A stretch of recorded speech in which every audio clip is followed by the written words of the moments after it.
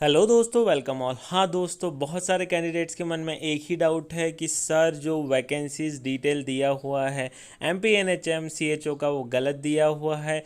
Percentage wise उन्होंने नहीं दिया जो रिजर्वेशन होना चाहिए। जैसे ओ बी सी को 14% चाहिए होना था, एस सी को 16% होना था, एस टी को जो 20% होना था, बट वो नहीं हुआ है। बहुत सारे बच्चों का ये कन्फ्यूजन है। सो दोस्तों, इस वीडियो को लास्ट तक देखें। मैंने पूरा एक्सप्लेन किया है ऐसा क्यों M P N H M C H O की वैकेंसीज उन्होंने डिस्ट्रीब्यूट की है, एंड क्यों एग्जैक्टली परसेंटेज वाइज आप जो कैलकुलेट कर रहे हैं वो मैच नहीं हो पा रहा है। इस वीडियो को पूरा ध्यान से लास्ट तक देखना, आपका डाउट क्लियर हो जाएगा। यदि आप चैनल पर नए हैं तो चैनल को सब्सक्राइब करें, लाइक करें एंड बेल आइकन दबाएं ताकि आगे की अपडेट आपको मिलती रहे। बहुत सारे कैंडिडेट्स के मन में ये डाउट है कि ये जो वैकेंसी का डिस्ट्रीब्यूशन दिया है M P N H M C H O के लिए, जो 27 जून को एग्ज़ाम दी है, वो गलत है। ये बहुत सारे स्टूडेंट्स के मन में डाउट है।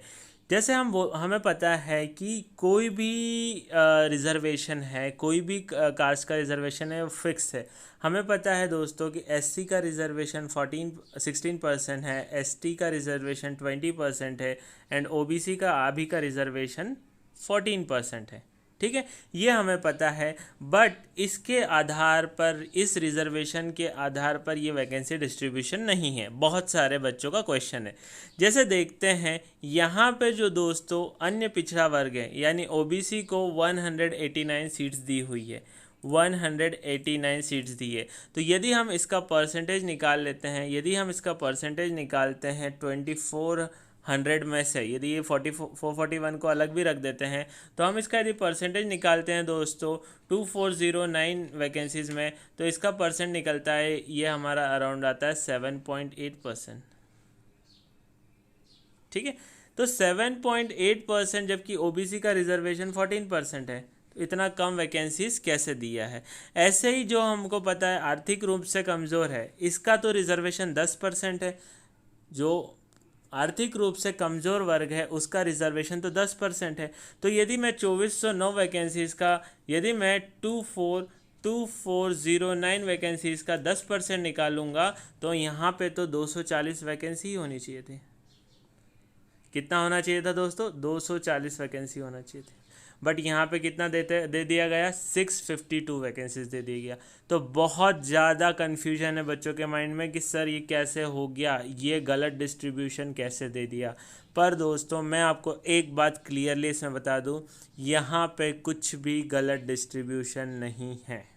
ठीक है, ये जो भी वैकेंसीज डिटेल्स दी है एनएचएम ने बहुत ध्यान से सोच समझ के एंड चेक करके दी है।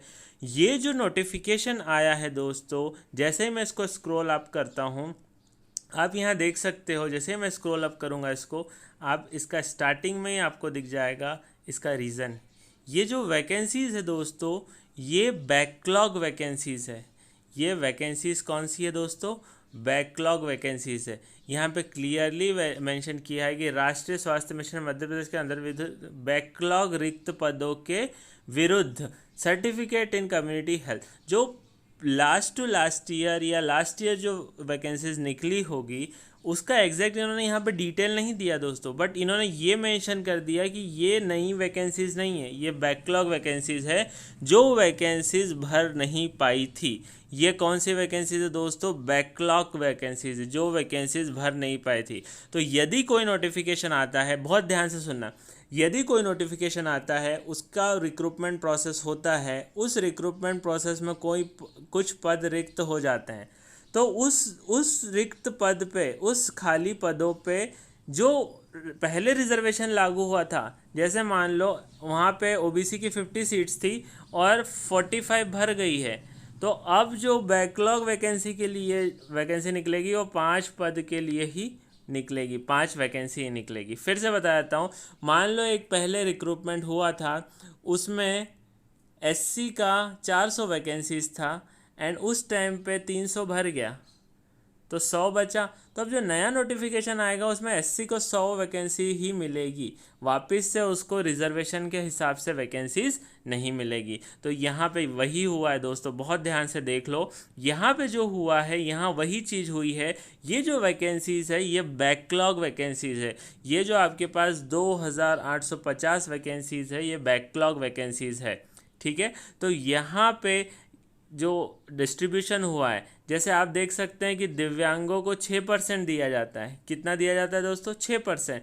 तो यदि मैं 2409, ये 441 को तो मैं काउंट ही नहीं कर रहा हूँ, 2409 वैकेंसीज़ का मैं यदि 6% निकालूंगा तो ये अराउंड 144 वैकेंसीज होती है। बट उनको दी कितनी गई है? 49, क्योंकि 144 में से सिर्फ 49 बची है, बाकी लास्ट रिक्रूटमेंट में वैकेंसीज भर चुकी है as per the previous reservation. Previous notification में जो रिजर्वेशन में आई थी उनके हिस्से में जो वैकेंसीज, उन वैकेंसीज में से सिर्फ 49 बची है, बाकी पिछले रिक्रूटमेंट में भरा गई। तो ये बैकलॉग नोटिफिकेशन है। ये यदि नई वैकेंसीज होती, ये यदि नया नोटिफिकेशन होता फ्रेश वैकेंसीज के लिए, तो आपको यहाँ जो दिखता, यहाँ बराबर डिस्ट्रीब्यूशन होता कि ओबीसी को कितना दिया जाता, 14% दिया जाता, अनुसूचित जनजाति को, एससी को जो दिया जाता है वो 16% दिया जाता, एसटी को 20% दिया जाता, आर्थिक रूप से कमज़ोर को 10% दिया जाता। बट उस टाइम जो वैकेंसीज निकली थी उसमें आर्थिक रूप से कमज़ोर बच्चों के 652 पद खाली रह गए थे, तो वो उन्होंने यहाँ पे दे दिया। अब यहाँ पे बट एक चीज़ उन्होंने की है कि हर कैटेगरी में महिलाओं को 33% पद दिए हुए हैं। हर कैटेगरी में महिलाओं को 33% पद दिए हैं, मगर जो डिस्ट्रीब्यूशन हुआ है वो बैकलॉग वैकेंसी के हिसाब से हुआ है, आपका रिजर्वेशन के हिसाब से नहीं हुआ है। तो ये जो 441 वैकेंसीज बची है, इन 441 वैकेंसीज का क्या होगा दोस्तों? ये अब डिवाइड हो जाएगी एज पर रिजर्वेशन। ये 441 वैकेंसी अब पूरी ओबीसी को नहीं जा पाएगी यदि हाई कोर्ट का फैसला आ गया कि आपको 14% आरक्षण से ही जाना है। तो यदि 14% से जाना पड़ा ओबीसी को, तो ये जो 441 वैकेंसीज है ये इन सारी कैटेगरीज में डिवाइड हो जाएगी। तो दोस्तों यही आपका फाइनल वैकेंसी सेटअप होगा, चेंज नहीं होगा। सिर्फ इतना चेंज हो सकता है कि ये जो 441 वैकेंसीज है ये आपकी इक्वली डिस्ट्रीब्यूट हो जाए सारी कैटेगरीज में। बाकी ये जो डिस्ट्रीब्यूशन दिया है, बहुत सारे बच्चों ने कमेंट किया, बहुत सारे बच्चों ने क्वेश्चन पूछा कि सर ये परसेंटेज इसके हिसाब से नहीं दिया है। तो यहाँ पे दोस्तों ये ऑफिशियल नोटिफिकेशन, यहाँ कुछ भी मैं अपने हिसाब से नहीं बता रहा हूँ, यहाँ पे ऑफिशियली उन्होंने मेंशन करके रखा है कि ये जो वैकेंसीज़ है ये बैकलॉग वैकेंसीज़ है, और बैकलॉग वैकेंसीज़ जितनी वैकेंसीज़ बचती है पिछले रिक्रूटमेंट में, उन वैकेंसीज़ को ही आगे कंटिन्यू किया जाता है। जैसे पिछले रिक्रूटमेंट में ओबीसी, एससी, एसटी, यदि ओबीसी की 500 वैकेंसीज थी, एससी की 300 थी, एसटी की 200 थी, ठीक है, और ओबीसी की 300 भर गई, एससी की 250 भर गई और एसटी की 100 भर गई। तो अब जो नेक्स्ट बैकलॉग वाला आपका नोटिफिकेशन आएगा उसमें ओबीसी को 100 वैकेंसी दी जाएगी, एससी को 50 वैकेंसी दी जाएगी और एसटी को 100 वैकेंसी दी जाएगी। अब आप ये नहीं बोल सकते कि जो नया नोटिफिकेशन निकाल रहे हो उनमें इन वैकेंसीज़ को टोटल करो और फिर मेरा निकालो परसेंटेज रिजर्वेशन वाइज। आप ये नहीं बोल सकते क्योंकि ये कौन सा नोटिफिकेशन है, ये बैकलॉग नोटिफिकेशन है। इसलिए दोस्तों आपका जो वैकेंसी डिटेल होगा वो यही होगा और इसी के आधार पर आपकी मेरिट लिस्ट बनेगी, इसी के आधार पर आपको ज्वाइनिंग मिलेगी। तो दोस्तों ये था पूरा डिटेल, क्या एग्जैक्टली नोटिफिकेशन में वैकेंसीज़ का डिस्ट्रीब्यूशन हुआ है। मेरे साथ चैनल पे बने रहिए एंड लाइक करें, शेयर करें, सब्सक्राइब करें ताकि आगे की अपडेट्स आपको मिलती रहे।